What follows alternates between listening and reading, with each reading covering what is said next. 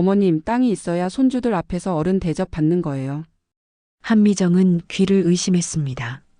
72년 인생에서 들어본 말 중 가장 충격적인 순간이었어요.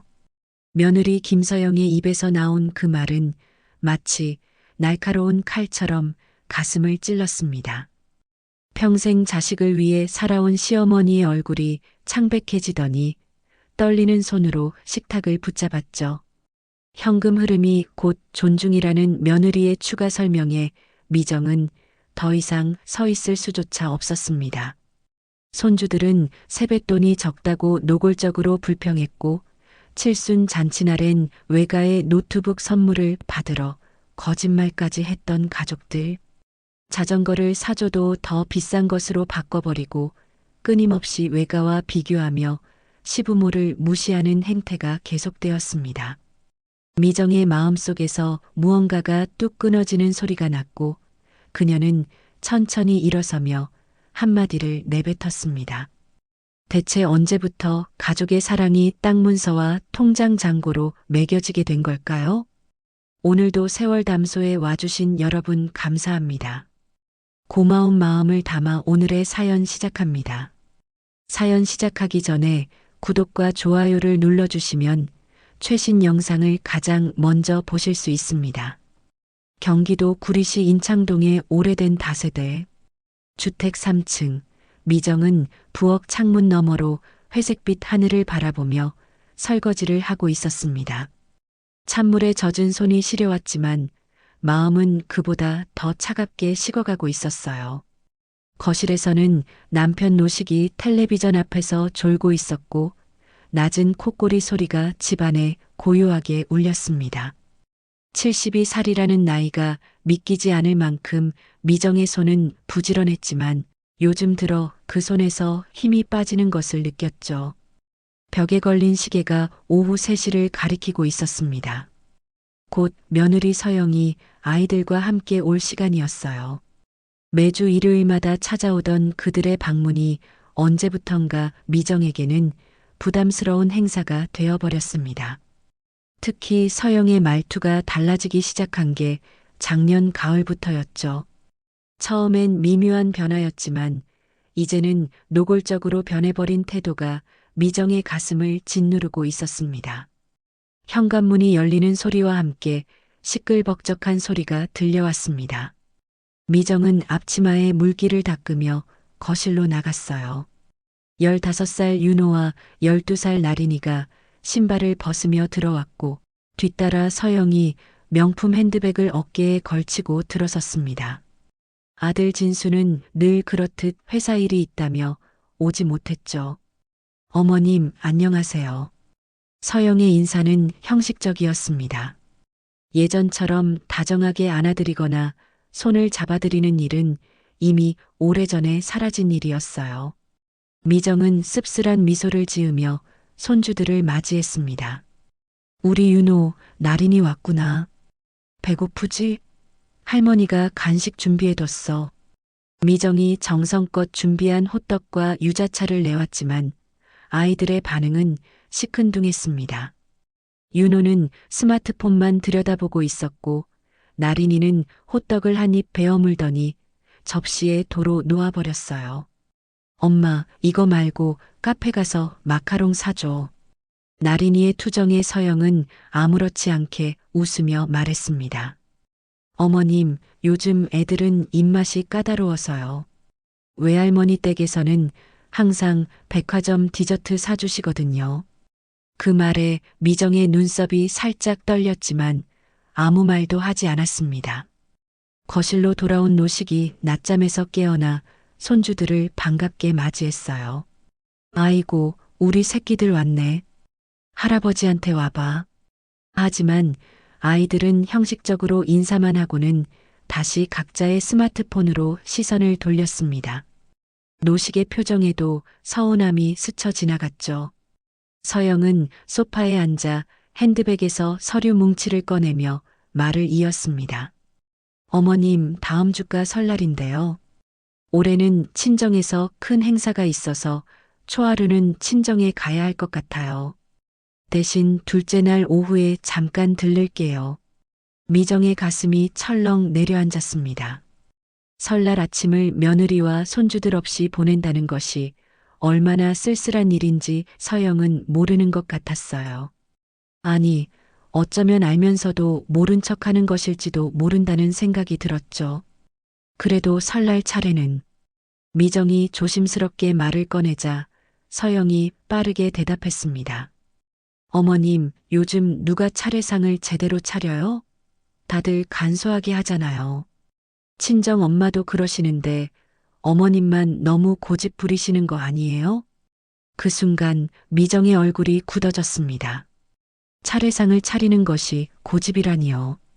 조상님들을 모시는 것이 시대에 뒤떨어진 일이 되어버린 걸까요? 미정은 떨리는 손을 앞치마 속에 숨기며 간신히 감정을 억눌렀습니다. 윤호가 갑자기 고개를 들며 물었어요. 할머니, 이번 설날 세뱃돈은 얼마 주실 거예요? 외할머니는 작년에 50만 원씩 주셨는데 나린이도 거들었습니다. 맞아, 친구들은 100만 원씩 받는다던데. 우리 반현지는 할아버지한테 150만 원 받았대요. 미정과 노식은 서로를 바라보았습니다. 손주들의 입에서 나오는 숫자들이 마치 경매장의 호가처럼 들렸어요. 언제부터 세뱃돈이 경쟁의 대상이 되었을까요? 서영이 아이들을 나무라는 대신 오히려 거들었습니다. 어머님, 아버님, 요즘은 다들 자산으로 말하는 시대예요. 애들도 현실을 알아야죠. 돈이 곧 관심이고 사랑의 척도니까요. 그 말을 듣는 순간 미정의 가슴 속에서 무언가가 뚝 끊어지는 소리가 났습니다. 결혼 초기 서영은 얼마나 다정한 며느리였던가요? 시부모님께 효도하겠다며 눈물까지 글썽이던 그 며느리는 어디로 사라진 걸까요? 노식이 낮은 목소리로 말했습니다. 서영아, 마음이 중요하지 돈이 중요하냐? 우리가 손주들한테 주는 건 축복이지 돈 자랑이 아니야. 서영의 입꼬리가 살짝 올라갔습니다. 비웃는 것 같은 그 표정이 미정의 눈에 선명하게 들어왔어요. 아버님, 그런 말씀은 이제 옛날 말씀이에요. 요즘 애들은 현금이 곧 축복이라고 생각해요. 시대가 변했어요.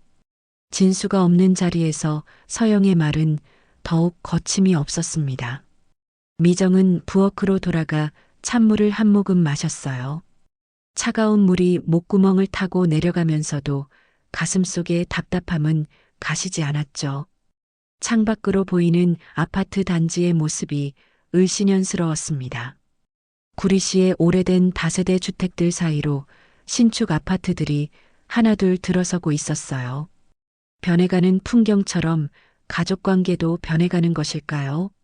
미정은 싱크대를 붙잡고 서서 깊은 한숨을 내쉬었습니다. 거실에서는 여전히 서영의 목소리가 들려왔어요. 어머님, 다른 집들은 손주들 주식 계좌도 만들어주고 적금도 넣어준다던데요. 우리 애들도 그런 거 해주시면 좋겠어요.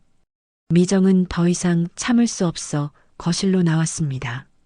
서영과 아이들 앞에 선 미정의 얼굴은 차분했지만 눈빛만큼은 단호했어요. 서영아, 우리 집에 온 이상 우리 집 법도를 따라야 해. 어른한테 돈을 요구하는 것은 우리 집 법도가 아니야. 서영이 당황한 표정을 지었지만 이내 다시 태어난 표정으로 돌아왔습니다. 어머님, 저는 그저 요즘 트렌드를 말씀드린 거예요. 너무 예민하게 받아들이지 마세요. 미정은 고개를 저었습니다. 이것은 트렌드의 문제가 아니었어요. 기본적인 예의와 존중의 문제였죠. 하지만 서영은 그것을 이해하지 못하는 것 같았습니다. 그날 저녁 서영과 아이들이 떠난 후 미정은 노식과 마주 앉아 저녁을 먹었습니다. 밥그릇을 들고 있는 미정의 손이 미세하게 떨리고 있었어요. 노식이 조용히 말했습니다. 당신 너무 상심하지 마. 세상이 변해가는 거야. 미정이 젓가락을 내려놓으며 답했습니다. 세상이 변해도 지켜야 할 것은 있는 거 아니에요? 우리가 그렇게 가난하게 살아온 것도 아닌데 왜 자꾸 돈 타령을 하는지 모르겠어요. 노식이 아내의 손을 잡았습니다. 거칠어진 손, 70평생을 살아온 손이었죠. 그래도 우리 손주들이잖아. 적당히 하자. 하지만 미정에게는 그 적당이라는 말이 오히려 모욕처럼 느껴졌습니다. 적당히 무시당하고, 적당히 비교당하고, 적당히 상처받으라는 말처럼 들렸어요. 미정은 창밖을 바라보며 마음속으로 얼음이 자라는 소리를 들었습니다. 차갑고 날카로운 그 소리가 가슴속 깊은 곳에서 울려 퍼지고 있었죠. 설날 아침 미정은 새벽 4시부터 일어나 차례상을 준비했습니다. 남편 노식은 제사 음식 장만하는 아내를 도우려 했지만 허리가 좋지 않아 의자에 앉아 대추와 밤 껍질을 까는 정도만 거둘 수 있었어요. 부엌 창문 너머로 어스름한 새벽 하늘이 보였고 찬 공기가 틈새로 스며들어왔죠. 미정의 손은 쉴 새 없이 움직였지만 마음은 무거웠습니다. 작년까지만 해도 며느리 서영이 이른 아침부터 와서 도왔었는데 올해는 친정 행사를 핑계로 오후에나 잠깐 들른다고 했었죠. 미정은 혼자 전을 부치며 기름 냄새에 머리가 아팠지만 더 아픈 건 텅 빈 부엌이었습니다. 예전에는 서영이 옆에서 이런저런 이야기를 하며 분위기를 밝게 만들어줬었는데 이제는 그런 시절이 아득하게만 느껴졌어요. 9시가 되자 차례를 지냈습니다. 단출한 차례였죠. 미정과 노식 단둘이서 절을 하는 모습이 쓸쓸했어요. 조상님들께서도 이런 썰렁한 제사상을 보시면 서운하실 것 같았습니다. 차례가 끝나고 노식이 한숨을 쉬며 말했어요. 옛날엔 온 식구가 모여서 왁자지껄했는데 세월이 야속하네. 미정은 차례상을 치우며 대답했습니다. 그러게요. 진수도 회사 일이 바쁘다더니 오늘도 못 온다네요. 서영이는 오후에나 온다고 하고 점심을 먹고 난 뒤 오후 2시쯤 되어서야 현관벨이 울렸습니다. 미정이 문을 열자 서영과 아이들이 들어왔어요. 서영은 비싼 한복을 입고 있었는데 친정에서 입었던 모양이었습니다. 화장도 진하게 하고 머리도 미용실에서 한 듯 단정하게 올려져 있었죠. 반면 아이들은 평상복 차림이었어요. 어머님, 새해 복 많이 받으세요. 서영의 인사는 형식적이었고 바로 이어서 말했습니다. 친정 쪽 일정이 길어져서 늦었어요. 애들이 피곤해하니까 오래 있지는 못할 것 같아요. 미정의 얼굴이 살짝 굳었지만 억지로 미소를 지으며 손주들을 맞이했습니다. 윤호와 나린이는 할머니 할아버지께 세배를 했어요. 하지만 그 세배조차도 건성이었죠. 휴대폰을 만지작거리다가 엄마가 시키니까 마지못해 하는 모습이었습니다. 미정과 노식은 미리 준비해둔 세뱃돈 봉투를 꺼냈습니다. 빨간 봉투에 정성스럽게 새 돈을 넣어둔 것이었어요. 각각 30만 원씩 들어있었죠. 평소 아껴 쓰는 노부부에게는 적지 않은 금액이었습니다. 우리 윤호, 나리나 새해 복 많이 받고 건강하렴. 미정이 따뜻한 목소리로 봉투를 건넸지만 아이들의 반응은 기대와 달랐습니다. 윤호가 봉투를 받자마자 바로 열어보더니 돈을 세기 시작했어요. 나린이도 마찬가지였죠. 둘이 서로 눈빛을 교환하더니 실망한 표정을 숨기지 않았습니다. 엄마, 30만 원이에요. 나린이가 서영에게 속삭이듯 말했지만 그 소리는 조용한 거실에 다 들렸습니다. 윤호는 더 노골적이었어요.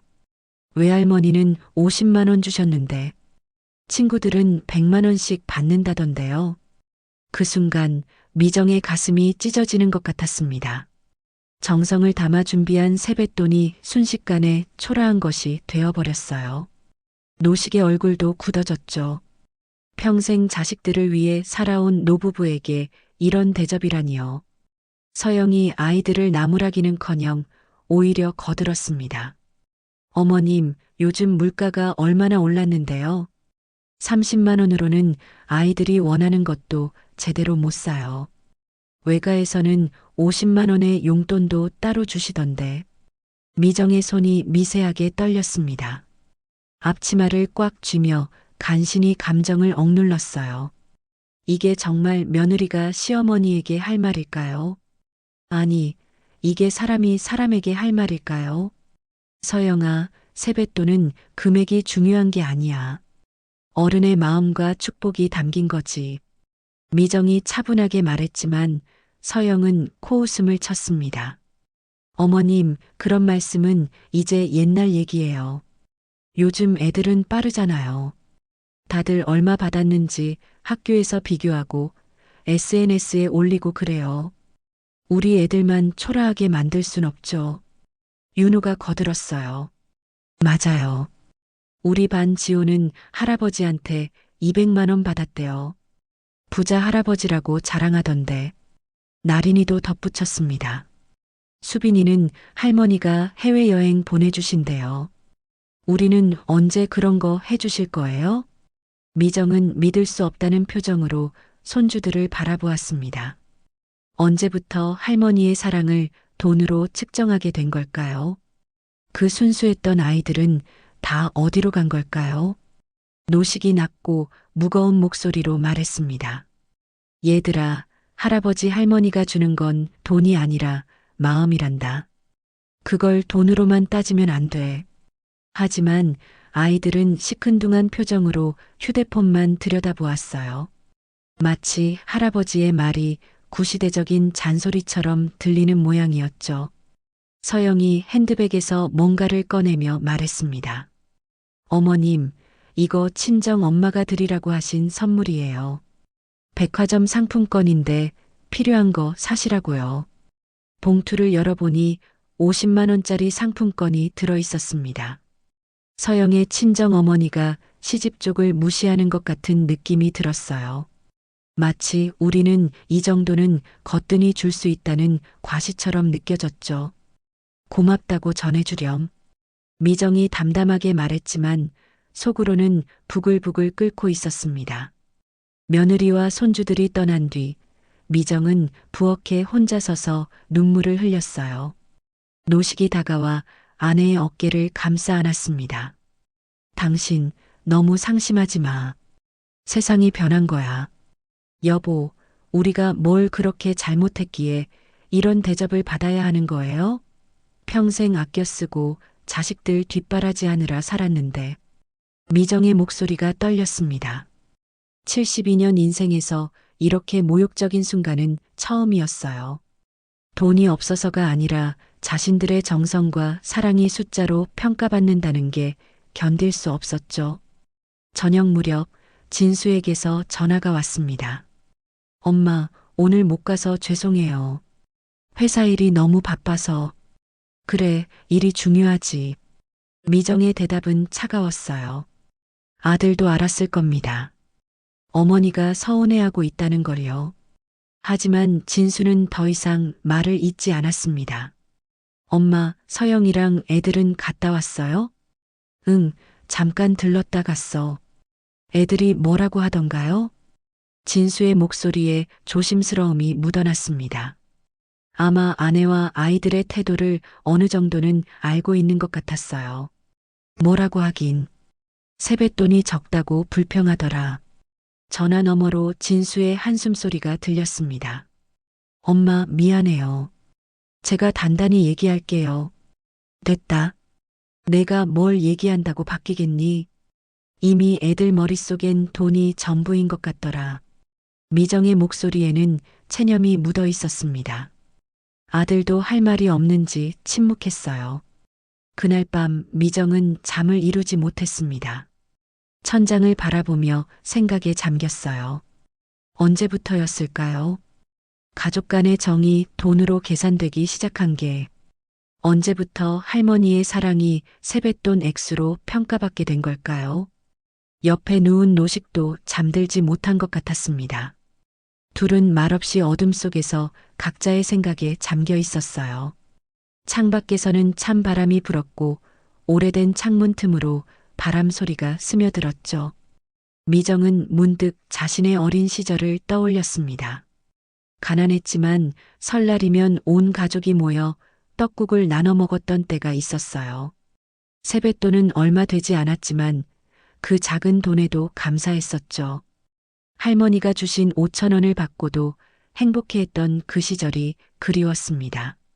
새벽녘이 되어서야 미정은 겨우 잠이 들었습니다.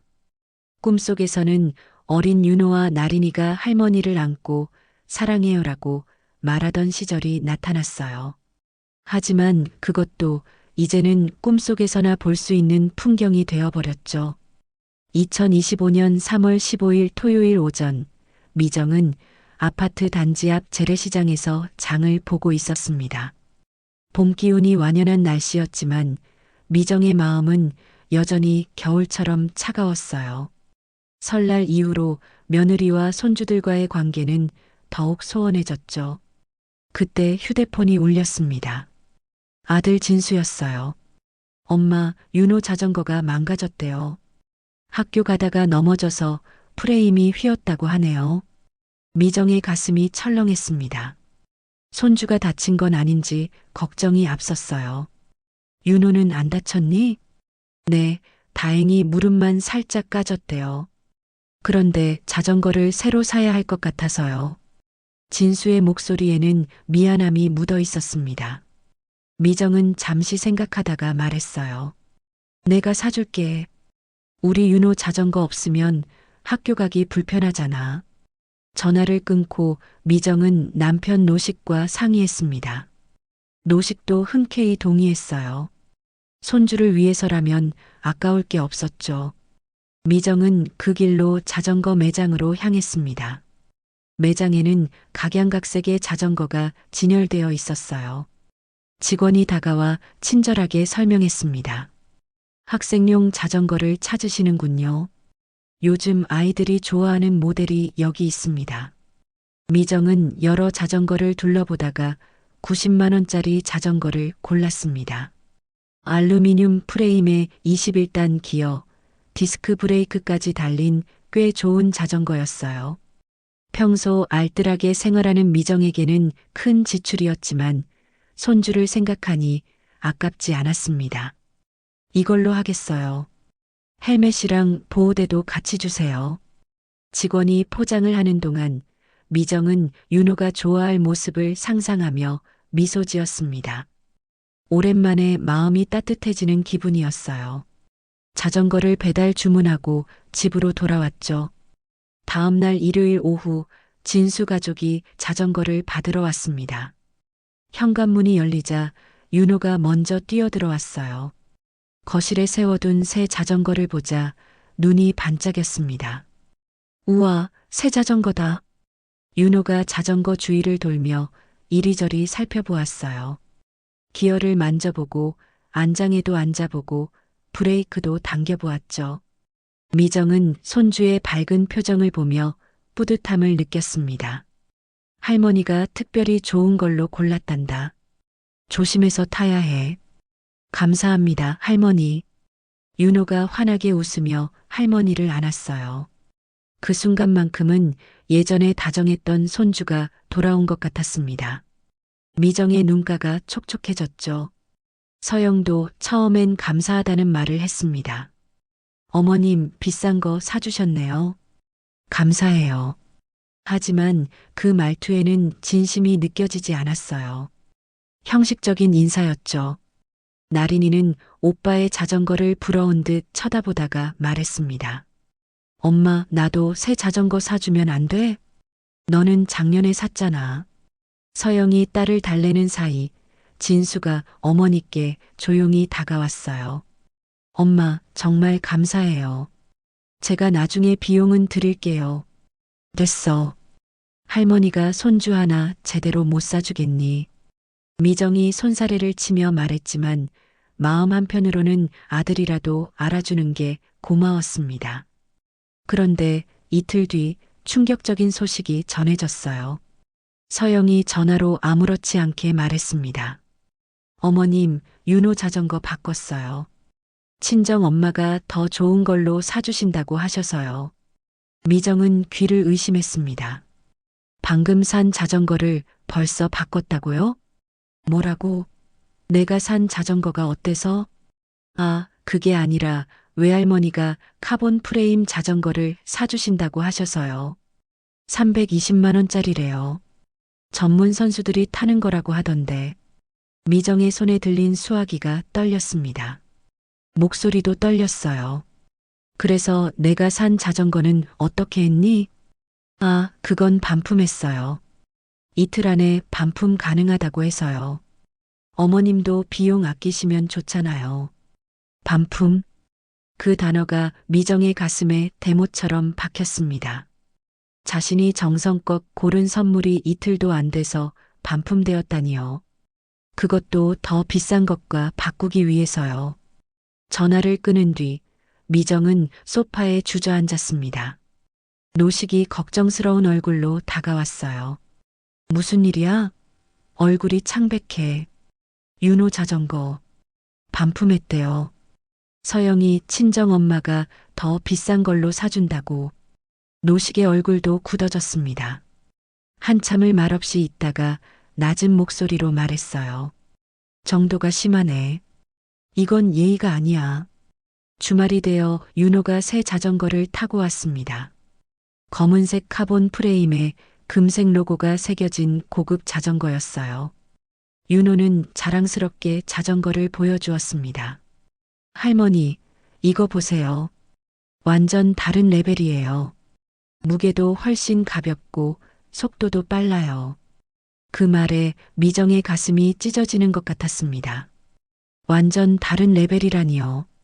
할머니가 사준 자전거는 낮은 레벨이었다는 말인가요? 외할머니가 이런 건 제대로 된 자전거라고 하셨어요. 프로 선수들도 이런 것 탄대요. 윤호는 신이 나서 계속 자전거 자랑을 했지만 미정의 귀에는 하나도 들어오지 않았습니다. 옆에서 서영이 거들었어요.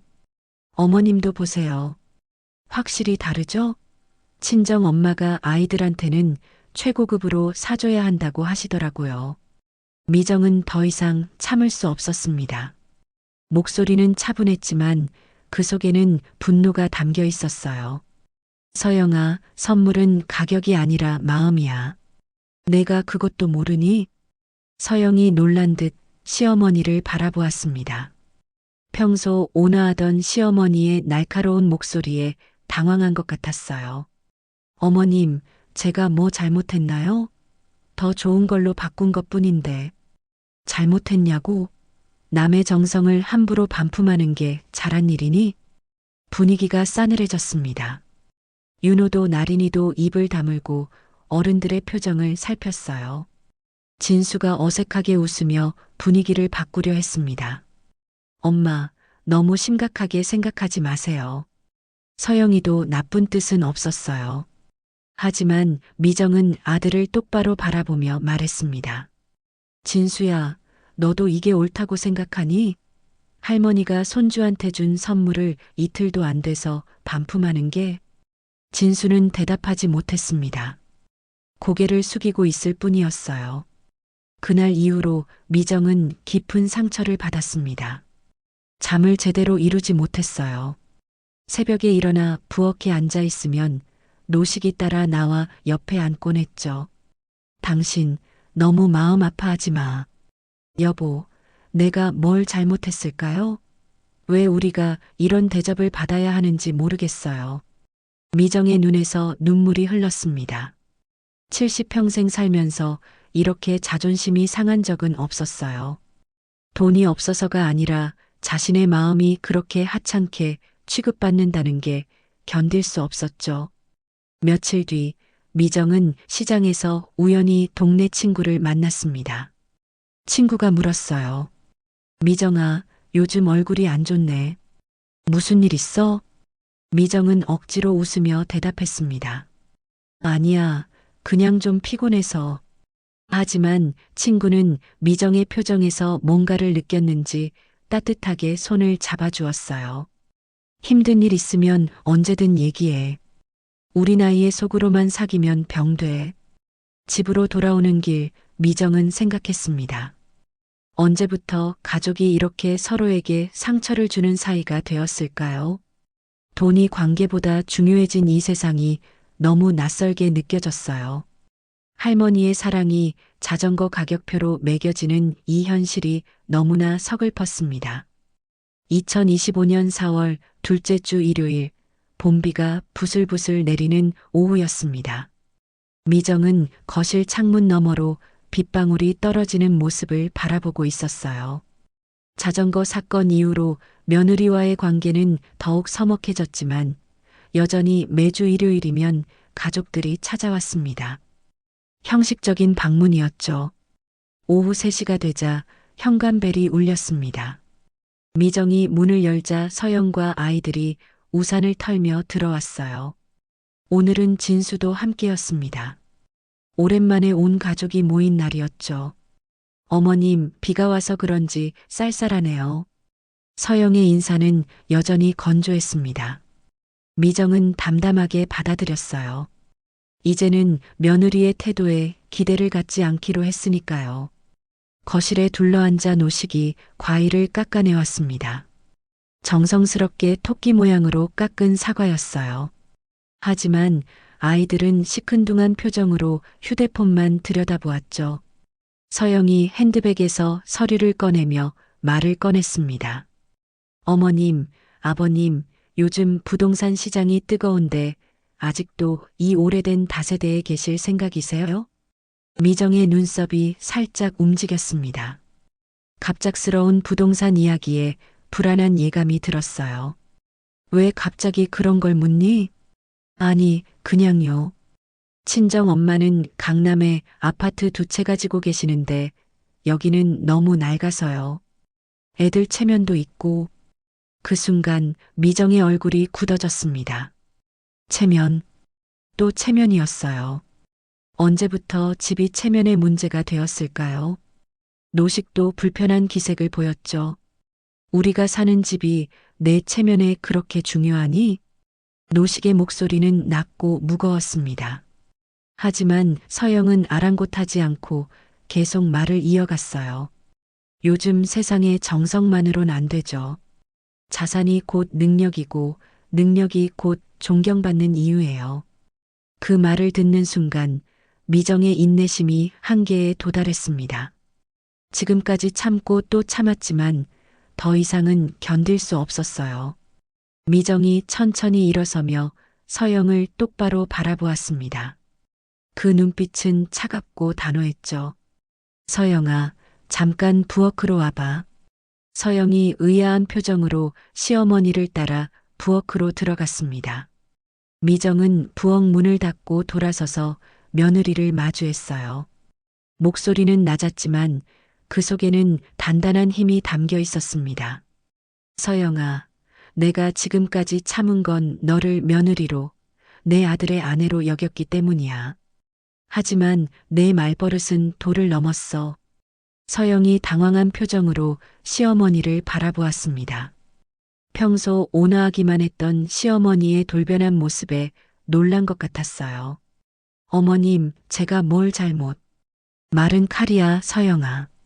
사람을 가르며 쓰는 거지, 사람을 베는데 쓰는 게 아니야. 미정의 목소리는 차분했지만 그 무게감은 서영을 압도했습니다. 서영은 처음으로 시어머니 앞에서 작아지는 자신을 느꼈어요. 우리 집에서 어른에게 조건을 들먹이는 말은 금기야. 다시는 입에 올리지 마. 미정은 한마디 한마디에 힘을 주어 말했습니다. 그 조용한 참교육은 고성보다 더 무서웠어요. 서영의 입술이 달달 떨렸지만 반박하지 못했습니다. 내가 친정을 자랑하고 싶은 마음은 이해해. 하지만 그게 우리를 깎아내리는 이유가 될 순 없어. 우리가 내 친정보다 못해서 무시받아야 할 이유는 없단다. 서영의 얼굴이 빨갛게 달아올랐습니다. 부끄러움인지 분노인지 알 수 없는 감정이 얼굴에 드러났어요. 어머님, 저는 그런 뜻이 어떻든 내 말은 이미 상처를 줬어. 말에는 책임이 따르는 법이야. 미정은 싱크대에 기대어 서서 며느리를 바라보았습니다. 그 눈빛에는 서운함과 분노, 그리고 안타까움이 복잡하게 섞여 있었어요. 내가 결혼할 때 했던 말 기억하니? 시부모님께 잘하겠다고, 가족처럼 모시겠다고 했잖아. 그때 그 마음은 다 어디로 간 거니? 서영이 고개를 숙였습니다. 대답이 없었어요. 미정은 깊은 한숨을 쉬며 말을 이었습니다. 나는 너를 딸처럼 생각했어. 진수가 데려온 여자니까 무조건 예뻐하려고 했고, 내가 불편하지 않게 하려고 노력했지. 하지만 너는 어느 순간부터 우리를 돈으로만 평가하기 시작했어. 부엌의 공기가 무거웠습니다. 빗소리만이 창문을 두드리고 있었죠. 서영은 여전히 고개를 숙인 채 서 있었어요. 앞으로 우리 집에 올 때는 최소한의 예의는 지켜줘. 그게 어렵다면 오지 않아도 돼. 미정의 최후 통첩에 서영이 깜짝 놀라 고개를 들었습니다. 어머님, 그건 선택은 내가 하는 거야. 우리를 가족으로 대할 건지 아니면 남으로 대할 건지. 미정은 부엌 문을 열고 먼저 거실로 나갔습니다. 서영은 한참을 부엌에 서 있다가 겨우 따라 나왔어요. 얼굴이 창백했죠. 거실에서는 진수가 걱정스러운 표정으로 아내를 바라보았습니다. 분위기가 심상치 않다는 걸 눈치챈 것 같았어요. 노식도 무슨 일이 있었는지 짐작하는 듯 했죠. 엄마, 무슨 일이? 진수가 조심스럽게 물었지만 미정은 담담하게 대답했습니다. 별일 아니야. 그냥 할 얘기가 있어서 했을 뿐이야. 윤호와 나린이도 이상한 분위기를 감지했는지 조용히 앉아 있었습니다. 평소처럼 시끄럽게 떠들지 않았어요. 서영이 갑자기 일어서며 말했습니다. 저희 이만 가봐야겠어요. 애들 학원 시간이 다 됐네요. 일요일에 학원이 있을 리 없었지만 미정은 아무 말도 하지 않았습니다. 진수가 당황하며 아내를 따라 일어섰어요. 엄마, 그럼 저희. 그래, 조심해서 가라. 가족들이 떠난 후 미정과 노식은 거실에 나란히 앉았습니다. 한동안 침묵이 흘렀어요. 노식이 먼저 입을 열었습니다. 뭐라고 했기에 서영이 얼굴이 그렇게 창백했어? 할 말을 했을 뿐이에요. 더 이상 참을 수가 없었어요. 미정의 목소리에는 피로감이 묻어 있었습니다. 72년 인생에서 며느리에게 이렇게 단호하게 말한 건 처음이었어요. 잘했어. 때로는 선을 그어야 해. 노식이 아내의 손을 잡아주었습니다. 거칠고 주름진 두 손이 서로를 위로했어요. 그날 밤 진수에게서 전화가 왔습니다. 엄마, 서영이가 많이 반성하고 있어요. 앞으로 조심하겠다고 하니까 너무 마음 상해하지 마세요. 진수야, 나는 서영이를 미워하는 게 아니야. 다만 기본적인 예의는 지켜야 한다는 거야. 알아요, 엄마. 제가 더 잘 얘기할게요. 전화를 끊고 미정은 창밖을 바라보았습니다. 비는 그쳤지만 하늘은 여전히 흐렸어요. 마치 자신의 마음처럼요. 며느리와의 관계가 이렇게 어려워질 줄은 몰랐습니다. 하지만 오늘 그은 선은 필요한 것이었어요. 존중받기 위해서는 때로는 단호해질 필요가 있었으니까요. 2025년 5월 10일 미정의 칠순 잔치날이 일주일 앞으로 다가왔습니다. 미정은 크게 치르고 싶지 않았지만 노식이 아내의 칠순만큼은 제대로 축하해주고 싶다고 고집을 부렸어요. 결국 가족끼리 조촐하게 식당에서 식사하기로 했죠. 미정은 달력에 동그라미를 쳐둔 5월 17일을 바라보며 작은 기대를 품었습니다. 진수에게 전화를 걸어 다시 한번 확인했어요. 진수야, 다음 주 토요일 낮 12시 잊지 않았지? 네, 엄마. 당연히 기억하고 있죠. 엄마 칠순인데 어떻게 잊겠어요. 진수의 목소리는 다정했습니다. 지난번 참교육 사건 이후로 아들이 더 자주 안부를 묻곤 했어요. 서영이랑 아이들도 다 오는 거지? 그럼요.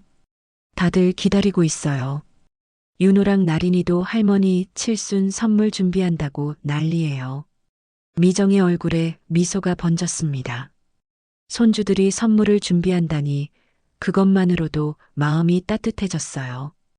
어쩌면 지난번 일을 계기로 가족 관계가 조금은 나아질지도 모른다는 희망이 생겼죠. 칠순 당일인 5월 17일 토요일 아침, 미정은 일찍 일어나 미용실에 다녀왔습니다. 오랜만에 파마도 하고 화장도 곱게 했어요. 노식도 정장을 꺼내 입었죠. 둘은 거울 앞에 서서 서로를 바라보며 웃었습니다. 여보, 오늘따라 젊어 보이네. 노식의 칭찬에 미정이 수줍게 웃었어요. 70이 살이 되어서도 남편의 칭찬에 설레는 자신이 우습기도 했지만 기분은 좋았습니다. 11시 30분이 되자 둘은 약속 장소인 한정식 식당으로 출발했습니다. 택시 안에서 미정은 핸드폰을 확인했어요. 진수에게서 아무 연락이 없었지만 약속 시간이 12시니까 곧 만날 수 있을 거라 생각했죠. 식당에 도착해 예약한 방으로 들어갔습니다. 깔끔하게 차려진 상과 축하 현수막이 걸려 있었어요. 미정의 가슴이 벅차올랐습니다. 평생 남을 위해 살아온 자신을 위한 작은 잔치라는 게 감격스러웠어요. 12시가 되었지만 아무도 오지 않았습니다. 미정은 불안한 마음을 달래며 진수에게 전화를 걸었어요. 진수야, 어디니? 우리는 벌써 와 있는데. 전화 너머로 진수의 당황한 목소리가 들려왔습니다. 엄마, 죄송해요. 갑자기 회사에 급한 일이 생겨서. 미정의 얼굴이 굳어졌습니다. 손에 든 핸드폰이 떨렸어요. 급한 일? 오늘이 무슨 날인지 알면서? 정말 죄송해요. 중요한 클라이언트 미팅이 갑자기 잡혀서 나중에 따로 식사 대접할게요. 미정은 더 이상 말을 잇지 못했습니다. 목구멍이 메어왔어요. 노식이 걱정스러운 눈빛으로 아내를 바라보았죠. 그래, 일이 중요하지. 미정이 간신히 대답하고 전화를 끊었습니다. 눈물이 날 것 같아서 고개를 돌렸어요. 노식이 조용히 아내의 손을 잡아주었습니다. 일이 급하다니 어쩔 수 없지. 우리끼리라도 맛있게 먹자. 하지만 둘 다 젓가락이 무거웠습니다. 정성껏 준비된 음식들이 입에서 모래처럼 씹혔어요. 미정은 억지로 몇 숟가락 뜬 후 포기했습니다. 식당을 나와 택시를 잡으려는데 길 건너편에서 익숙한 차가 지나가는 게 보였습니다. 진순의 차였어요. 미정은 눈을 의심했습니다. 차 안에는 진수와 서영, 그리고 아이들이 타고 있었죠. 뒷좌석에는 백화점 쇼핑백들이 가득했습니다. 미정의 다리가 풀렸습니다. 노식이 재빨리 아내를 부축했어요. 여보, 괜찮아? 저게 진순의 차 아니에요? 노식도 차를 보고 얼굴이 굳어졌습니다. 내비게이션에 찍힌 목적지가 얼핏 보였는데 백화점 방향이었어요. 미정은 떨리는 손으로 다시 진수에게 전화를 걸었습니다. 진수야, 지금 어디니? 아, 엄마. 회사에서 일하고 있어요. 거짓말이었습니다. 분명히 거짓말이었어요. 미정의 가슴이 찢어지는 것 같았습니다. 그래, 일 열심히 해. 전화를 끊고 미정은 그 자리에 주저앉고 싶었지만 간신히 버텼습니다. 노식의 얼굴이 불그락푸르락했어요. 이게 무슨 일이야? 부모 칠순날에 거짓말을 하고 딴 데 가다니. 집으로 돌아온 후 진수에게서 문자가 왔습니다. 엄마 미안해요.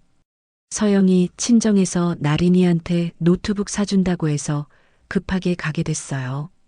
나중에 제가 따로 모실게요. 미정은 문자를 읽고 또 읽었습니다. 나린이 노트북이 어머니 칠순보다 중요했다는 거였어요. 외가에서 사주는 선물 받으러 가느라 할머니 칠순을 버렸다는 거였죠. 노식이 낮고 무거운 목소리로 말했습니다. 진수 녀석, 정말 실망이야. 부모를 돈으로 저울질하는 거냐? 미정은 소파에 앉아 멍하니 천장을 바라보았습니다. 칠순 축하 현수막이 걸려있던 식당의 빈 방이 자꾸 떠올랐어요. 아무도 오지 않은 그 썰렁한 공간이 자신의 처지를 보여주는 것 같았죠. 저녁 무렵 며느리 서영에게서 전화가 왔습니다. 어머님, 오늘 못 가서 죄송해요. 친정 엄마가 나린이 노트북 사주신다고 갑자기 부르셔서. 그래, 외가가 더 중요하겠지. 미정의 차가운 목소리에 서영이 잠시 말을 멈췄습니다. 어머님, 그런 뜻이 아니라. 됐어. 더 이상 듣고 싶지 않아. 미정이 전화를 끊어버렸습니다. 더 이상 거짓 변명을 들을 힘이 없었어요. 그날 밤 미정은 잠을 이루지 못했습니다. 평생 자식을 위해 살아왔는데 정작 자신의 칠순날에는 혼자 버려진 기분이었어요. 아니, 혼자가 아니었죠. 노식이 옆에 있었으니까요. 하지만 자식과 손주들에게 받은 상처는 쉽게 아물지 않을 것 같았습니다. 새벽 3시 미정은 부엌으로 나가 물을 마셨습니다. 창밖의 어둠이 자신의 마음처럼 깊고 무거웠어요. 뒤따라 나온 노식이 아내의 어깨를 감싸 안았습니다. 당신 너무 상심하지 마. 내가 있잖아. 여보, 우리가 뭘 그렇게 잘못 키웠을까요? 돈이 부모보다 중요한 아이로 만든 게 우리 잘못일까요? 미정의 목소리가 떨렸습니다. 노식도 대답하지 못했어요. 둘은 어둠 속에서 말없이 서로를 안고 있었습니다. 다음 날 아침 윤호와 나린이가 보낸 카톡 메시지가 와 있었습니다. 할머니 칠순 축하해요. 외할머니가 사준 노트북 진짜 좋아요. 라는 내용이었어요. 칠순 축하보다 노트북 자랑이 더 큰 메시지였죠. 미정은 답장하지 않았습니다. 무엇을 어떻게 대답해야 할지 모르겠었어요. 그저 핸드폰을 내려놓고 창밖을 바라보았습니다. 구리의 오래된 다세대 창문 너머로 보이는 하늘이 흐렸어요. 마치 자신의 남은 인생처럼 불투명해 보였습니다. 칠순 잔치가 무산된 지 일주일이 지난 2025년 5월 24일 토요일 오후 진수 가족이 뒤늦은 사과를 하러 찾아왔습니다. 미정은 그들을 맞이하는 마음이 예전 같지 않았어요. 현관문을 여는 손길도 미소도 억지스러웠죠. 칠순날의 배신은 아직도 가슴 깊이 박혀 있었습니다. 거실에 둘러앉아 진수가 먼저 입을 열었습니다. 얼굴에는 미안함이 가득했지만 미정의 눈에는 그것마저 형식적으로 보였어요. 엄마, 지난주에 정말 죄송했어요. 제가 정신이 없어서. 그래, 외가 노트북이 그렇게 급했니? 미정의 목소리는 차가웠습니다. 진수가 움찔했어요. 어머니가 다 알고 있다는 걸 깨달은 것 같았죠. 서영이 옆에서 거들었습니다. 하지만 그녀의 태도는 여전히 뻔뻔했어요. 어머님, 친정 엄마가 갑자기 시간 맞춰서 오라고 하셔서 어쩔 수 없었어요. 나린이 학업에 필요한 거라서. 학업? 게임하는데 쓸 노트북이 학업용이니? 노식이 낮은 목소리로 끼어들었습니다. 그의 눈빛에는 분노가 서려 있었어요. 윤호와 나린이는 할아버지의 날카로운 시선에 고개를 숙였습니다. 평소와 달리 무거운 분위기에 아이들도 눈치를 보고 있었죠. 미정이 천천히 입을 열었습니다. 목소리는 떨렸지만 눈빛은 단호했어요. 서영아, 진수야, 내가 묻겠는데 솔직하게 대답해줘. 언제부터 어른을 값으로 쟀니? 질문이 너무 직접적이어서 모두가 숨을 죽였습니다. 거실의 공기가 얼어붙은 것 같았어요. 서영의 얼굴이 붉어졌고 진수는 어머니와 눈을 맞추지 못했죠. 어머님, 그게 무슨... 서영이 변명하려 했지만 미정이 손을 들어 말을 막았습니다. 내가 언제부터 너희한테 돈으로 평가받는 존재가 됐는지 묻는 거야. 세뱃돈이 적다고 불평하고 선물이 초라하다고 반품하고 칠순날도 외가 선물이 더 중요해서 거짓말하고 미정의 목소리가 점점 높아졌습니다. 평생 목소리 한 번 크게 내지 않던 미정이었지만 이제는 참을 수 없었어요. 가슴속에 쌓였던 울분이 터져 나오고 있었죠. 엄마. 진수가 뭔가 말하려 했지만 미정은 아들을 똑바로 바라보며 말을 이었습니다. 너도 마찬가지야, 진수야. 내 아내가 시부모를 무시하는 걸 보고도 모른 척 했잖아. 아니, 함께 했잖아. 진수의 고개가 더욱 숙여졌습니다. 반박할 수 없는 사실이었으니까요. 그때 서영이 갑자기 일어서며 말했습니다. 그녀의 얼굴에는 더 이상 미안함이 없었어요. 오히려 반항적인 표정이었죠. 어머님, 언제까지 옛날 방식대로 살 건가요? 시대가 변했어요. 미정이 믿을 수 없다는 표정으로 며느리를 바라보았습니다. 뭐라고? 서영은 이미 선을 넘어버린 것 같았습니다. 한번 시작한 말을 멈출 수 없는 것처럼 계속 쏟아냈어요. 솔직히 말씀드릴게요. 어머님, 땅이 있어야 손주들 앞에서 어른 대접 받는 거예요. 그 순간 거실에 정적이 흘렀습니다. 마치 시간이 멈춘 것 같았어요. 미정의 얼굴이 창백해졌고 노식은 주먹을 꽉 쥐었습니다. 진수조차 아내를 믿을 수 없다는 표정으로 바라보았죠. 서영은 멈추지 않았습니다. 마치 그동안 쌓였던 것들을 모두 쏟아내는 것 같았어요. 현금 흐름이 곧 존중이에요. 친정 엄마는 강남에 아파트 2채, 현금 자산만 수십억이에요. 그래서 애들이 외할머니를 더 따르는 거고요. 이게 현실이에요, 어머님. 미정은 한참을 말없이 서영을 바라보았습니다. 그 눈빛에는 분노도 서운함도 넘어선 무언가가 있었어요. 깊은 실망과 체념이었죠. 천천히 일어선 미정은 부엌으로 걸어가며 말했습니다.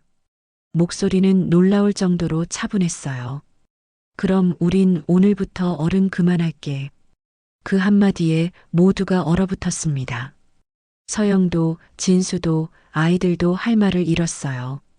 미정은 부엌에서 행주를 꺼내 식탁을 닦기 시작했습니다. 마치 아무 일도 없었다는 듯이요. 노식이 낮고 무거운 목소리로 말했습니다. 나가라. 모두 당장 나가. 진수가 당황하며 일어섰어요. 아버지, 그게 아니라 나가라고 했다. 더 이상 듣고 싶지 않다. 노식의 단호한 목소리에 진수 가족은 서둘러 일어났습니다. 서영은 여전히 뻔뻔한 표정이었지만 시아버지의 무서운 눈빛에 아무 말도 하지 못했어요. 현관에서 신발을 신으며 나린이가 울먹이며 말했습니다. 할머니, 우리가 잘못했어요. 하지만 미정은 부엌에서 나오지 않았습니다. 등을 보이고 서서 계속 식탁을 닦고 있을 뿐이었어요. 그 모습이 더욱 아이들의 마음을 아프게 했죠. 문이 닫히고 집안이 조용해졌습니다. 미정은 그제야 식탁에 주저앉아 얼굴을 묻었어요. 노식이 다가와 아내의 어깨를 감싸 안았습니다. 당신 괜찮아? 여보, 정말 충격이에요. 땅이 있어야 어른 대접을 받는다니. 우리가 그렇게 하찮은 존재였나요? 미정의 목소리가 떨렸습니다. 눈물이 흘러내렸어요. 72년 인생에서 받은 가장 큰 모욕이었죠. 그런 말에 상처받지 마. 그 여자가 잘못된 거야. 노식이 위로했지만 미정의 상처는 쉽게 아물 것 같지 않았습니다. 그날 밤 미정은 일기장을 꺼냈어요.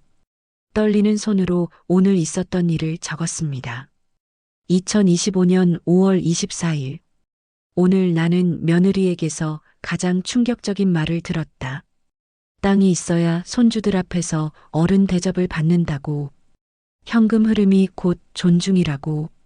평생 자식을 위해 살아온 내 인생이 한순간에 무너지는 것 같았다. 우리가 가난해서가 아니다. 우리도 충분히 살아갈 만큼은 있다. 다만 사랑과 존중이 돈으로 매겨진다는 게 너무 슬프다. 일기를 쓰다가 미정은 펜을 내려놓았습니다. 더 이상 쓸 힘이 없었어요. 창밖의 달빛이 차갑게 느껴졌습니다. 마치 자신의 마음처럼요. 새벽 2시 진수에게서 문자가 왔습니다. 엄마, 정말 죄송해요. 서영이가 그런 말을 할 줄은 몰랐어요. 제가 나중에 다시 찾아뵐게요. 미정은 문자를 읽고 핸드폰을 내려놓았습니다. 답장할 마음이 들지 않았어요. 사과를 받아도 이미 깨진 것은 돌아오지 않을 것 같았죠. 며느리의 그 말은 평생 잊히지 않을 것 같았습니다. 땅이 있어야 어른이라니. 그렇다면 땅이 없는 자신들은 무엇일까요? 미정은 어둠 속에서 눈을 감았습니다. 하지만 잠은 오지 않았어요. 충격적인 말을 듣고 며칠이 지난 2025년 5월 28일 밤 9시, 미정은 거실 소파에 앉아 텔레비전을 보고 있었습니다. 화면은 켜져 있었지만 내용은 하나도 들어오지 않았어요. 며느리의 그 말이 계속 머릿속을 맴돌았죠. 노식은 옆에서 신문을 읽는 척했지만 그의 시선도 신문이 아닌 허공에 머물러 있었습니다. 갑자기 현관벨이 울렸어요. 이 늦은 시간에 누가 찾아온 걸까요? 미정이 인터폰을 확인하니 진수였습니다. 혼자였어요. 얼굴이 많이 수척해 보였죠. 엄마, 저예요. 잠깐 들어가도 될까요?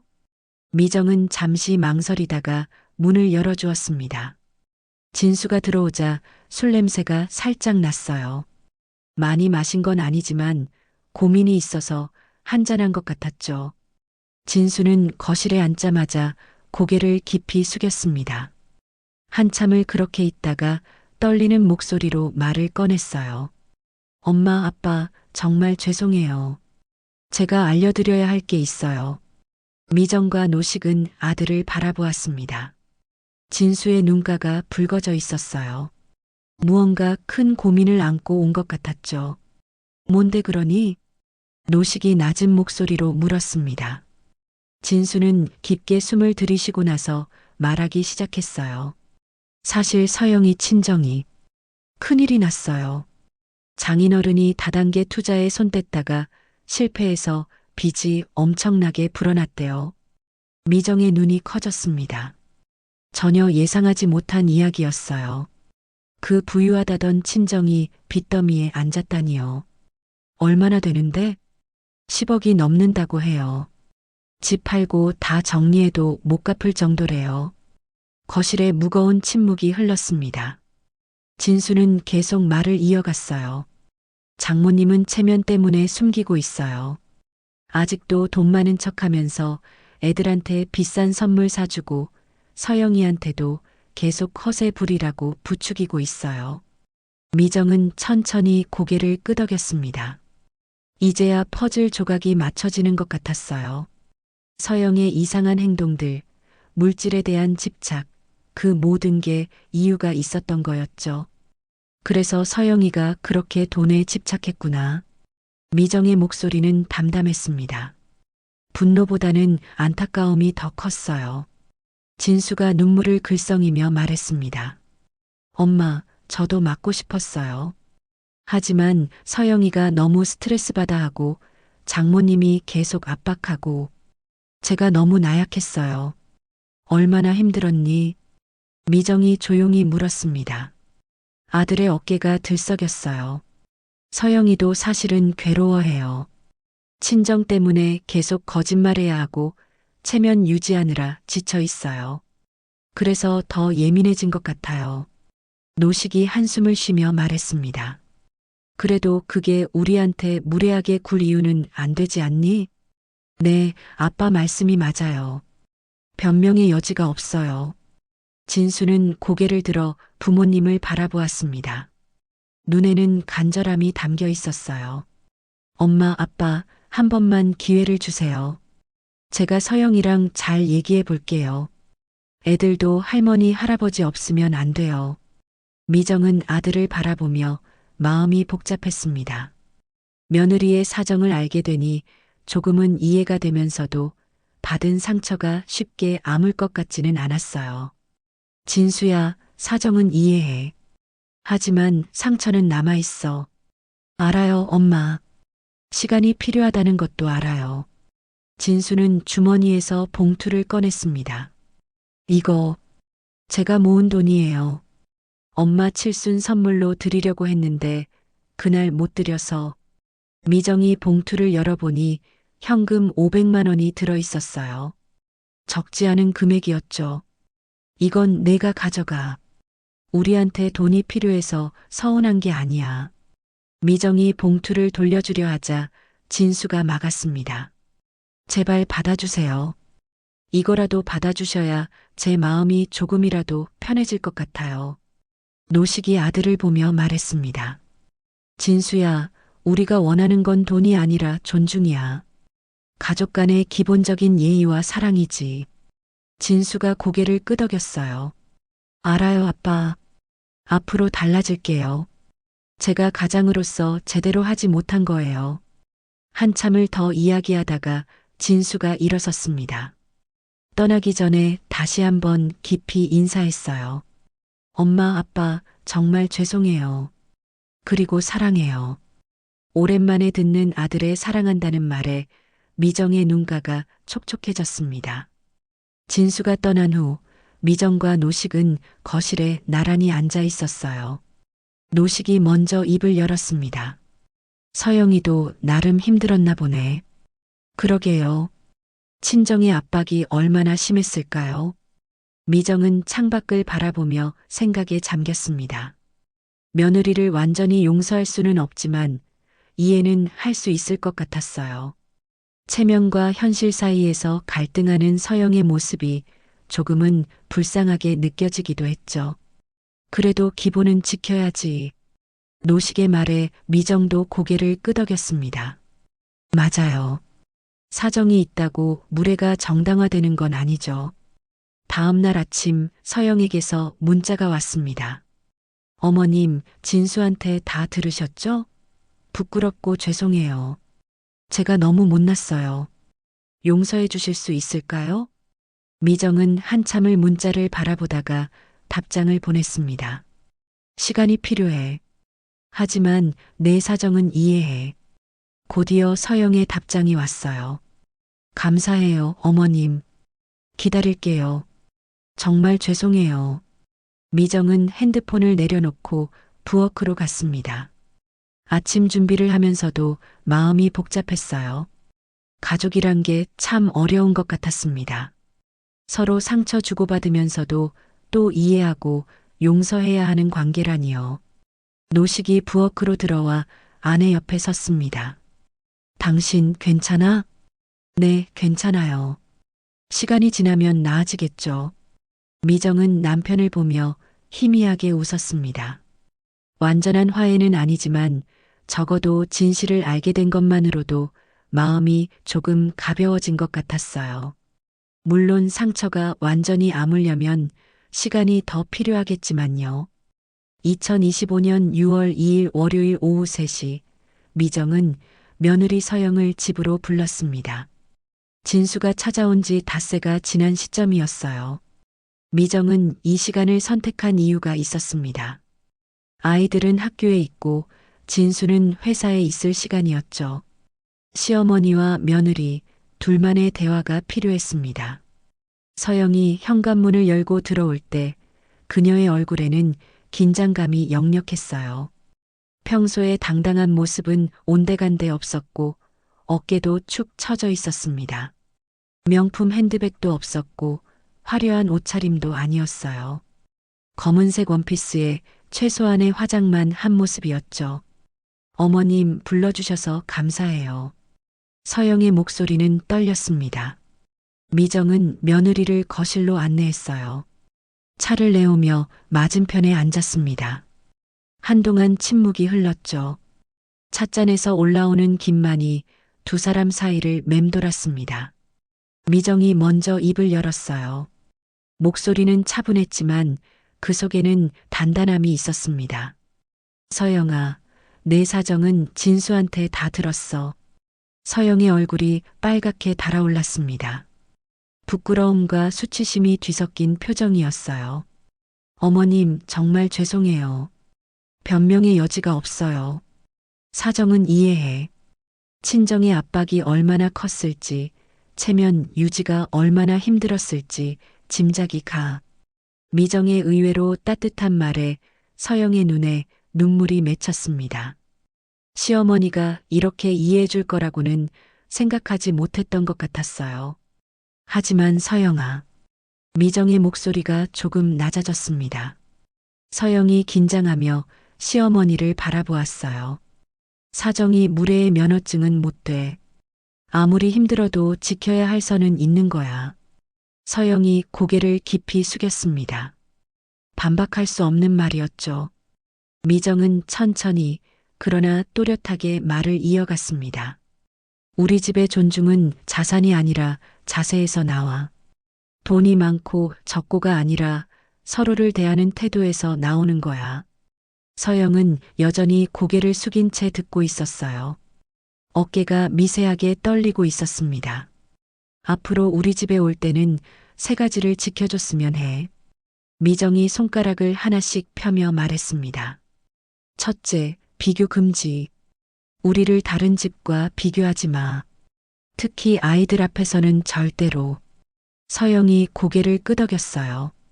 둘째, 거짓말 금지. 다시는 우리한테 거짓말하지 마. 진실이 아프더라도 거짓보다는 나아. 네, 어머님. 서영의 목소리는 작았지만 분명했습니다. 셋째, 조건부 애정 금지.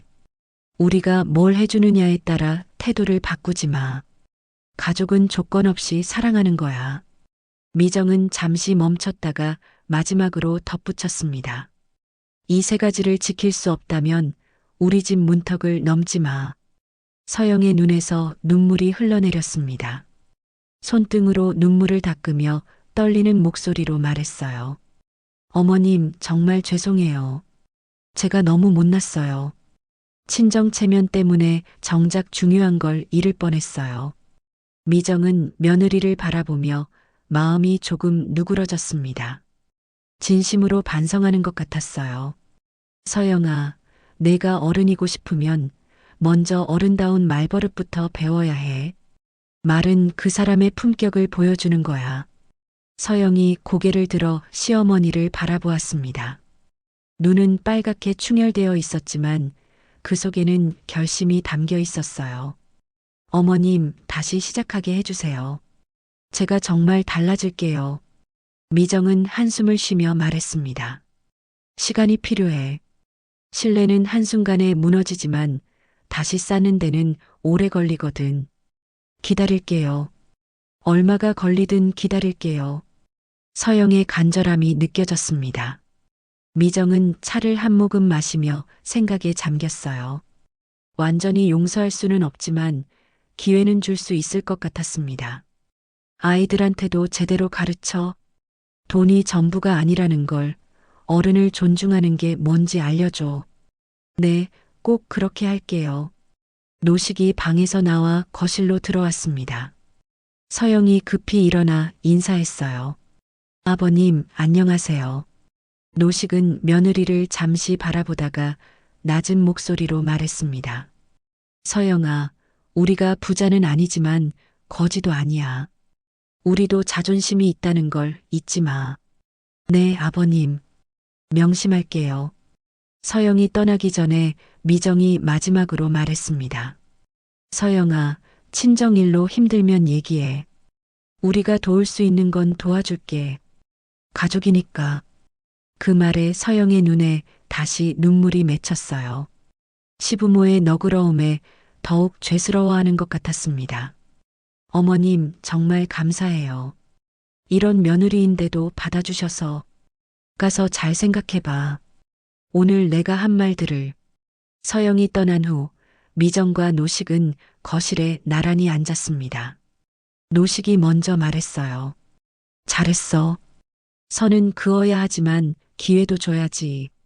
그러게요. 완전히 끊을 수는 없잖아요. 손주들도 있고. 미정은 창밖을 바라보며 깊은 숨을 쉬었습니다. 오늘 대화가 전환점이 되길 바랐어요. 서영이 정말 변하길, 가족관계가 회복되길 간절히 바랐죠.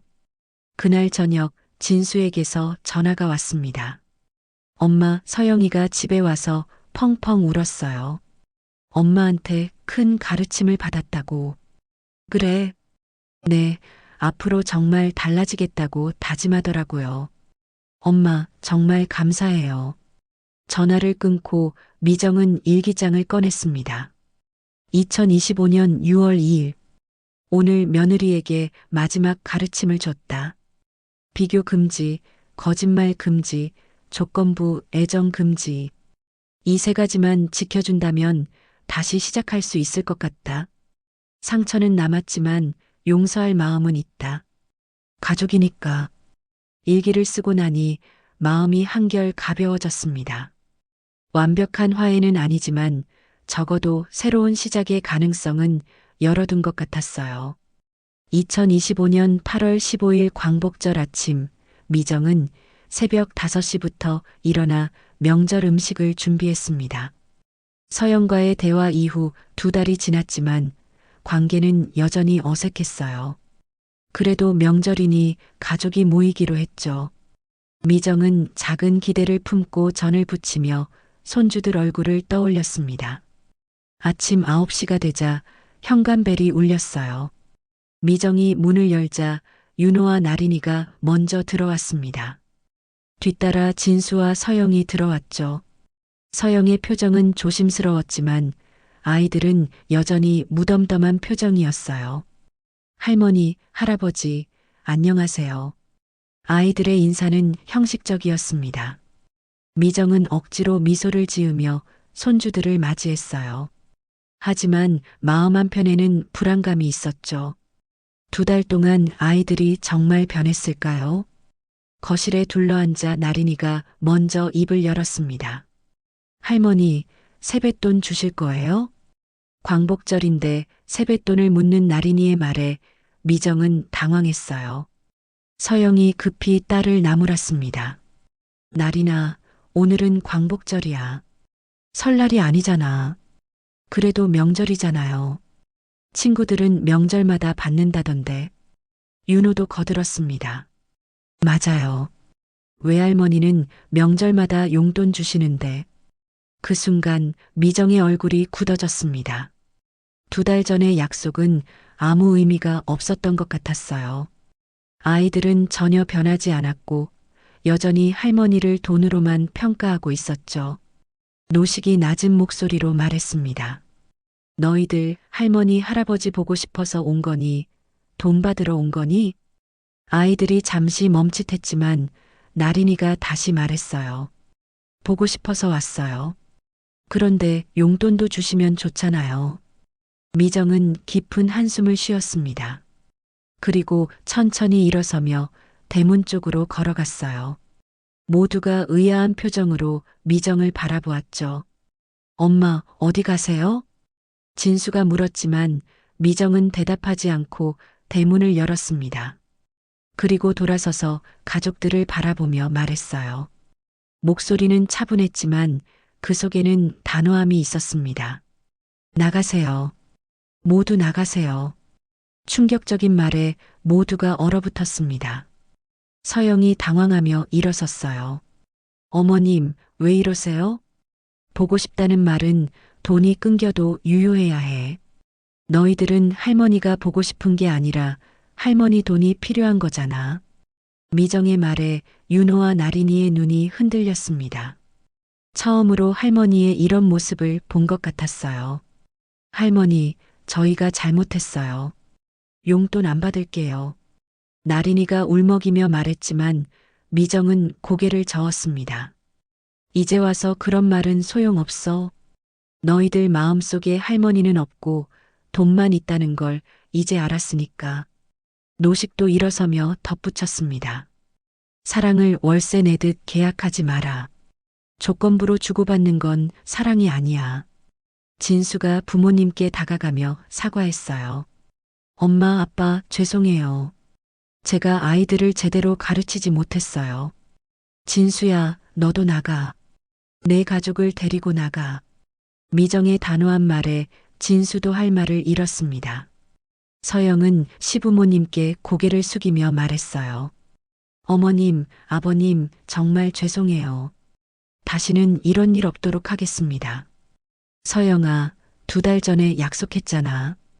비교 금지, 거짓말 금지, 조건부 애정 금지. 하나도 지켜지지 않았어. 서영이 아무 말도 하지 못했습니다. 사실이었으니까요. 아이들은 여전히 외가와 비교했고 조건부로 할머니를 대했어요. 미정은 문을 더 크게 열며 말했습니다. 우리 집 문턱을 다시 넘고 싶으면 먼저 마음을 바꿔서 와. 돈이 아니라 할머니 할아버지가 정말 보고 싶을 때 와. 윤호가 눈물을 글썽이며 말했어요. 할머니, 정말 미안해요. 저희가 너무 못됐어요. 하지만 미정은 뒤돌아서서 집 안으로 들어갔습니다. 노식만 남아 마지막으로 말했어요. 너희들이 진짜 가족이 뭔지 알게 되면 그때 다시 와라. 문이 닫히고 가족들은 어쩔 수 없이 떠났습니다. 미정은 거실 창문 너머로 떠나가는 그들의 뒷모습을 바라보았어요.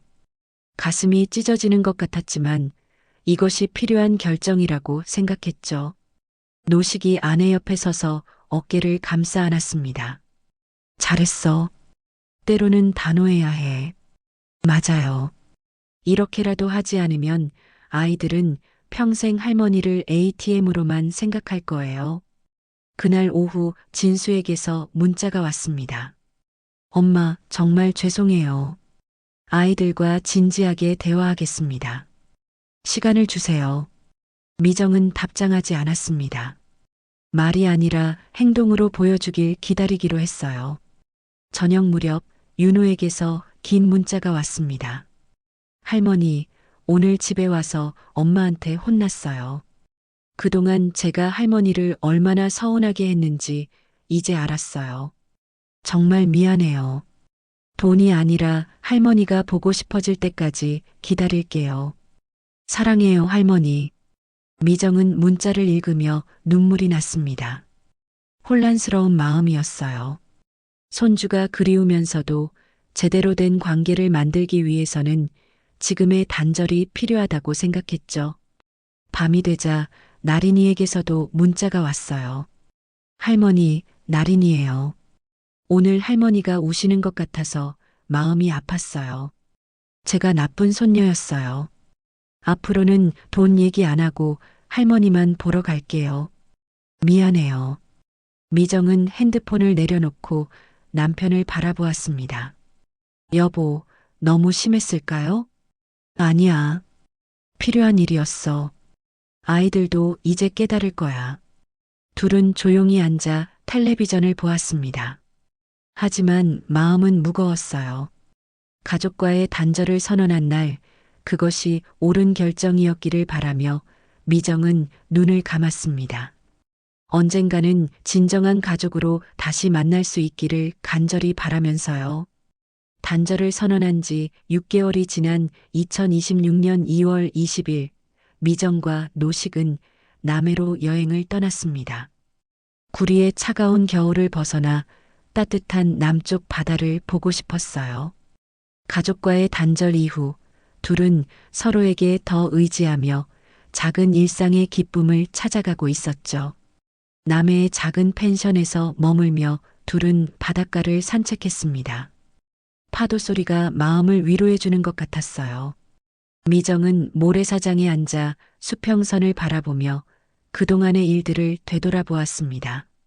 손주들이 보고 싶었지만 제대로 된 관계를 위해서는 이 시간이 필요하다고 스스로를 달랬어요. 여보, 바다가 참 좋네요. 미정이 남편의 손을 잡으며 말했습니다. 노식도 아내의 손을 꼭 잡아주었어요. 그러게.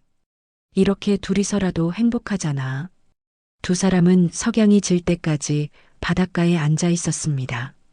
붉게 물든 하늘이 아름다웠어요. 가족과의 갈등으로 상처받았던 마음이 조금씩 치유되는 것 같았죠. 펜션으로 돌아와 저녁을 먹던 중 미정의 핸드폰이 울렸습니다. 모르는 번호였어요. 받아보니 윤호의 목소리였습니다. 할머니, 저 윤호예요. 미정의 가슴이 뛰었습니다. 6개월 만에 듣는 손주의 목소리였어요. 하지만 침착하게 대답했습니다. 그래, 무슨 일이니? 할머니, 제가 할머니 댁 앞에 와 있어요. 혼자 왔어요. 미정은 놀랐습니다. 남해에 와 있는데 윤호가 집 앞에 있다니요. 우리는 지금 여행 중이야. 남해에 있어. 전화 너머로 윤호의 실망하는 소리가 들렸어요. 아, 그럼 언제 돌아오세요? 3일 후에 갈 거야. 왜 혼자 왔니? 잠시 침묵이 흐른 뒤 윤호가 떨리는 목소리로 말했습니다. 할머니, 비교하지 않는 방법을 배우고 싶어요. 제가 너무 못된 손자였어요. 미정의 눈가가 촉촉해졌습니다. 손주가 스스로 깨달은 것 같았어요. 3일 후에 오렴. 할머니가 기다릴게. 전화를 끊고 미정은 남편에게 상황을 설명했습니다. 노식도 놀라면서도 기뻐하는 표정이었어요. 윤호가 변한 것 같네. 그러게요. 혼자 찾아왔다니. 3일 후 미정과 노식이 집에 돌아왔을 때 대문 앞에 윤호가 서 있었습니다. 겨울 추위에 코끝이 빨갛게 얼어 있었어요. 손에는 아무것도 들고 있지 않았습니다. 정말 빈손으로 온 거였죠. 할머니, 할아버지. 윤호가 달려와 할머니를 꼭 안았습니다. 미정도 손주를 꽉 안아주었어요. 6개월 만에 포옹이었죠. 눈물이 날 것 같았지만 참았습니다. 집 안으로 들어가 따뜻한 차를 마시며 둘러앉았어요. 윤호는 조심스럽게 말을 꺼냈습니다. 할머니, 그동안 정말 많이 생각했어요. 제가 할머니를 얼마나 아프게 했는지 이제 알았어요. 미정이 손주를 바라보며 물었습니다. 뭘 깨달은 거니? 윤호가 고개를 들어 할머니를 똑바로 바라보았어요. 그 눈빛에는 진정성이 담겨 있었습니다. 할머니가 주신 건 돈이 아니라 사랑이었는데 저는 그걸 숫자로만 봤어요. 외할머니와 비교하고 친구들과 비교하고 그게 얼마나 나쁜 짓인지 이제 알아요. 노식이 손주의 어깨를 두드리며 말했습니다. 늦었지만 이제라도 알았으니 다행이야. 윤호가 계속 말했어요. 학교에서 친구가 할머니 없이 잘한다고 했어요. 그 말 듣고 제가 얼마나 복받은 건지 깨달았어요. 할머니가 계신다는 것 자체가 축복인데 저는 돈만 생각했어요. 미정의 마음이 조금씩 녹아내렸습니다. 손주가 진심으로 반성하고 있다는 걸 느꼈어요. 윤호야, 비교하지 않는 방법을 배우고 싶다고 했지? 네, 할머니. 제발 가르쳐 주세요. 미정이 미소 지으며 말했습니다. 잘 왔다. 배움은 빈손에서 시작한다. 윤호가 고개를 끄덕였어요. 할머니, 저 오늘 아무것도 안 가져왔어요. 선물도, 돈도, 아무것도요. 그냥 할머니가 보고 싶어서 왔어요. 그게 가장 좋은 선물이야. 미정이 손주의 머리를 쓰다듬어 주었습니다. 따뜻한 손길에 윤호의 눈에 눈물이 맺혔어요. 할머니, 나린이도 많이 반성하고 있어요. 엄마도 아빠도 다 후회하고 있어요. 저희를 용서해 주실 수 있을까요? 미정은 잠시 생각하다가 말했습니다. 윤호야, 용서는 이미 했어. 다만 관계를 다시 시작하려면 모두가 변해야 해. 돈이 아니라 사람을 먼저 보는 법을 배워야 해. 네, 할머니. 저부터 시작할게요. 그날 오후 윤호는 할머니와 함께 시간을 보냈습니다. 예전처럼 돈 이야기는 한마디도 하지 않았어요. 할머니가 해주는 옛날 이야기를 듣고 함께 요리를 하고 앨범을 보며 가족 이야기를 나눴죠. 저녁이 되어 윤호가 집으로 돌아가려 할 때 미정이 말했습니다. 다음에는 나린이도 데리고 와. 하지만 조건이 있어. 뭔데요, 할머니? 빈손으로 와야 해. 그리고 진짜 할머니가 보고 싶을 때만 와야 해. 윤호가 환하게 웃으며 대답했습니다. 네, 할머니. 꼭 그렇게 할게요. 윤호가 떠난 후 미정과 노식은 거실에 앉아 있었습니다. 미정의 얼굴에는 오랜만에 평화로운 미소가 떠올랐어요. 여보, 윤호가 정말 변한 것 같아요. 그러게. 아직 완전하진 않겠지만 시작이 좋네. 미정은 창밖을 바라보며 생각했습니다. 완전한 화해는 아니었어요. 아직도 상처는 남아있고 서영과 나린이, 진수와의 관계도 회복해야 했죠. 하지만 오늘 윤호가 보여준 모습은 희망이었습니다. 관계가 처음으로 가표를 떼고 사람의 무게로 다시 서게 된 순간이었어요. 땅이 아니라 존중, 돈이 아니라 자세가 관계를 이어가는 힘이라는 걸 손주가 깨달은 것 같았습니다. 미정은 일기장을 꺼내 오늘의 일을 기록했어요. 2026년 2월 23일. 윤호가 빈손으로 찾아왔다. 할머니가 보고 싶어서 왔다고 했다. 6개월의 단절이 헛되지 않았다. 이제 진짜 가족이 되는 길을 찾아가는 것 같다. 돈이 관계의 무게를 재는 저울이 되어버린 시대. 미정의 이야기는 우리 모두에게 묵직한 질문을 던집니다. 진정한 존중은 통장 잔고가 아닌 서로를 바라보는 자세에서 나온다는 것을, 때로는 관계를 지키기 위해 단호한 선긋기가 필요하다는 것을 보여주죠. 빈손으로 찾아온 윤호의 모습처럼 우리도 가끔은 관계에 붙은 가격표를 떼어내고 사람 그 자체를 바라볼 필요가 있지 않을까요? 가족이란 이름 아래 당연시했던 것들이 정말 당연한 것인지 다시 한번 돌아보게 만드는 이야기였습니다. 오늘의 이야기는 마음에 어떻게 남으셨나요?